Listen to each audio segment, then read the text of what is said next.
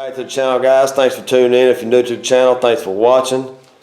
Today we are going to try to get the headers installed on the Red Demon. I got a couple packages in the mail. I went ahead and opened them up just so I can make sure we got what we ordered. We got header bolts. We got the blanket for the turbo. None of it was really expensive. I think the bolts were about right at 25 bucks Amazon, and I think that was free shipping. We got the ARP, and we got the turbo blanket was eBay. I think it was like 21 bucks free shipping. It may hold up, it may not. If it don't, then we'll run it until it's time to change it, then we'll get another one. But I'm not going to spend 200 bucks, 150 bucks on no turbo blanket when this right here probably do just as good as one of those, but you never know until you try it. So that's what the goal is today, guys. I got everything cleaned up and prepped and ready, so all we got to do is just put our silicone on the headers, and then we can start installing the headers onto the car. We'll let those sit up and cure, and then we'll go on to the next step, which would be get the crossover pipe, the hot pipe connected to each header, get that installed, and just continue on the process, guys. So we're going to spin around here, look at the parts we got, and then we'll get started on the install. Alright guys, now we're going to take a look at the packages that we got. Of course, we got the ARP header bolts, got the whole set. Now you can see the difference. This is the reason why I went with these versus the what you would usually typically see on a header, but you can see the size of the hex, the difference. Usually these right here are hard to tighten up because you can't get your wrench in there to tighten them up, so that's why I decided to go with these, because it's got a smaller hex head on it, so that should make it super easy to tighten those up. And also, as you see, they're about a 1/4 inch longer. These are 1 inch, so I'm assuming these are probably maybe 3/4 inches long. Excuse me, about 3/4 inch long. But the flange on the headers are actually super thick, as you can see right there. So I believe that right there will actually help out. That extra 1/4 inch or so will actually help out on that. I got my little helper helping me today at the shop. So I'm gonna let her pull out the turbo blanket and we're gonna take a look at it. Like I said, it wasn't super expensive, guys. It may last forever and it may not. I don't know, but there's only one way to find out. I just didn't want to spend a buku amount of money on a turbo blanket. So that's why I opted to get this one. But as you can see, we got the black one with the red stitching to kind of go with the theme of the car. And we have the springs that go right here that actually holds it onto the turbo. So all that came in. And we also have the copper RTV that we're going to be using today. I know when I talked to ON3 Performance, they said to use a stock set of header gaskets, but everybody I see that does the turbos, they always use the copper. So we're just going to go straight copper today. And that's the whole goal today, guys, is to get the headers on, get them bolted up, let them sit up there and cure, let all that stuff dry up. And then we'll connect the hot piping from one header to the next. May not get a chance to do that today, but we'll do that soon, get that connected up, and then we'll start bolting on all the accessories and all that good stuff. So I want to give a big shout out to my helper today, my daughter Hannah. She has a YouTube channel, Hannah Bug T1D. Guys, go check her out. I think you kids will love it, and she has a good time, and that's what it's all about. So let's get set up. We'll get these headers sitting on the toolbox, and then we'll start laying down a bead of silicone on it and get them installed. Start putting on the copper RTV. We'll put it on kind of thick. Like I said, I prepped all this stuff earlier, cleaned it.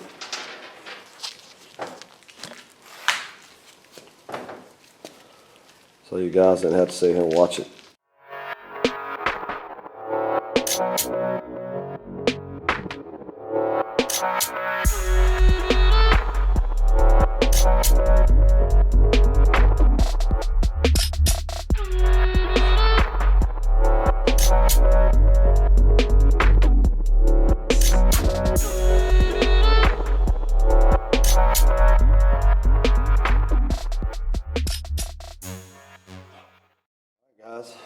Got a hefty little bead on there.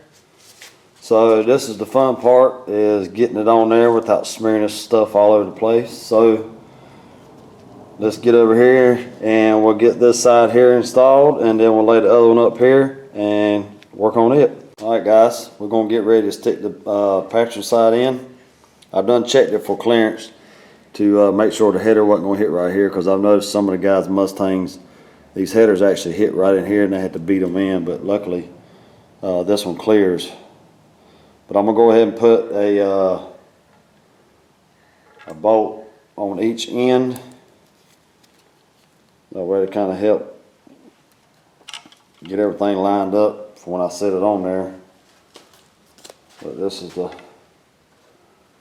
part that I was dreading the most, man, is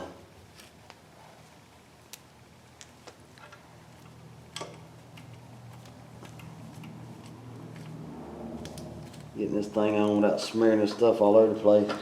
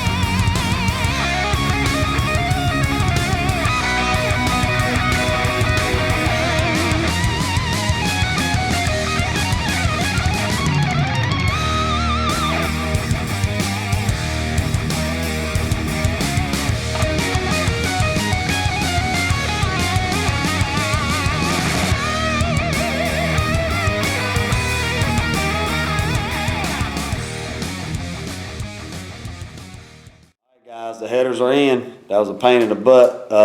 Thumbs up on the ARP bolts. I highly recommend those. Just because of the hex being small enough to get a wrench on. We probably could have did it with the typical header bolts, but man, that thing would have been a pain in the butt to get a wrench on there to get them tightened. But they're on. I hope the silicone holds up, because I do not want to take that back off again, man, unless I necessarily have to. But I hope everything seals up. We don't have no leaks. If they do, then maybe we might try gaskets. I don't know, but you know, when I contacted On3, they said just to run stock gaskets. But like I said at the beginning of the video, you see a lot of people typically just use copper RTV instead of gaskets. So that's the method that we went with, and we'll try it out, see if it works. But I do recommend go ahead and, because I kind of fought with the passenger side header, which I should have known better because I've run into that problem in the past. But it's best to go ahead and put the bolts in to the inside of the bends, where it kind of bends around. I'll turn you around here and show you. But it's best to go ahead and get the bolts installed like right here on these bends on the inside, on that one, and the back one. On the passenger side, I just stuck the back bolt and the front bolt in, and then stuck the header up there and bolted it up. And I had to fight those bolts in. But it's best to go ahead and get the bolts that you know are going to be kind of hard to get in. Go ahead and stick them in, and then stick your header up there, and then tighten it up. But that one looks good. We just got the turbo mocked up on there, just kind of see, and the blanket, just got it laid up there just to kind of see how it's going to go. But this side here, like I said, I would highly recommend when you get ready to stick your header up there on any header. This not just applies to these headers, but basically any header. I should have known better to start with, especially on this one. It would have went on a whole lot smoother. But go ahead and get these in wherever you know it's going to be hard to get in, like this back one right here. Go ahead and stick it up there. That one, front one, and the back one. Then stick your header on there, tighten them up, and then put the rest of them in. But I had to double up the washer on the back on both sides. Some of these you're not going to be able to get a washer on, some of them you will. But it's turning out to look good, guys. Everything's starting to come together. The next video, we'll go ahead and get the pipe, the hot pipe connected both headers. This video's long enough as it is, so we're not going to worry about doing that today. We'll do that next time. I want to thank my little helper today, Hannah Bug T1D. Guys, go check her out on YouTube and give her a subscribe. But that's all I got for you today, guys. I hope you enjoyed it. If you did, drop me a comment down below. Give me a thumbs up if you liked the video. And I will see you guys in the next one.